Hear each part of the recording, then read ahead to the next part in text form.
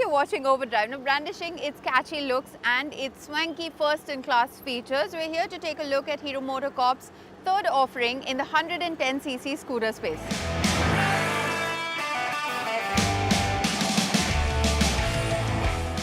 Now, for a manufacturer like Hero Motocorp, out here in India, they are known to price their products, their two-wheeler products, very competitively in all the segments that they are part of. And the scooter that we have out here today for a short ride, well, this is the Xoom 110cc scooter, and this product doesn't shy away from that fact either. There are three trim variants that this scooter can be had in. The standard variant will cost you around 69,000 rupees, ex-showroom, and the top spec ZX variant, which is this one, this will set you back by around 78,000 rupees. Now, this scooter is meant to take on competition in the form of the Honda Dio and the TVS Jupiter 110cc scooters. And as you can see, well, it looks striking in design and it also packs a lot of first-in-its-class features. But how does it fare out on the road, out in the real world? We have a short time to figure that out, so let's get right to it.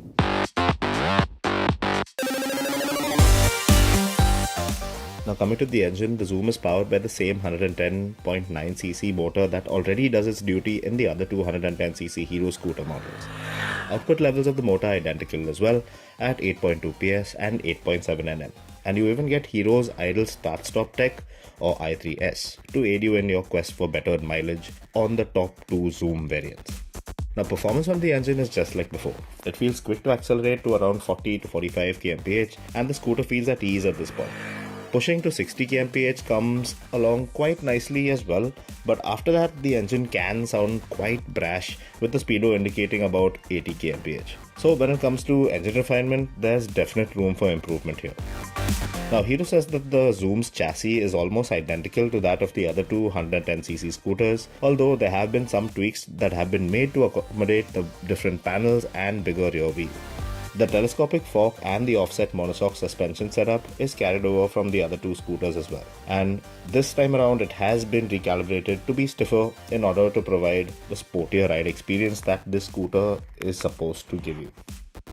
Now, in terms of the Xoom 110's underpinnings, well, not a great deal that's new out here. But in terms of ride and handling, well, this scooter, the front end is really light, and in the city, well, getting around, weaving through traffic, not a great fuss at all. You'll manage it really easily, and the engine fares decently well in the city, but out on the highway, yes, well, it's still a 110cc scooter at the end of the day, and it will just barely get you to around 90 kmph top speed.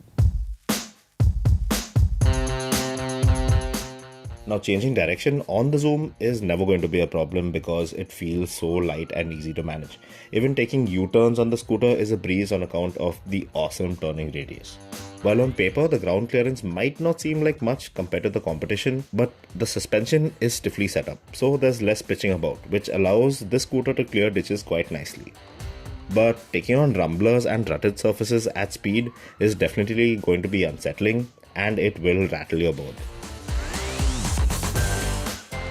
The Xoom becomes Hero's third offering in its 110cc scooter lineup after the Maestro Edge and the Pleasure Plus models. But it's easy to make out that the Xoom is the most sporty and modern looking of the lot, with its sharp and edgy cuts and creases all along its body panel.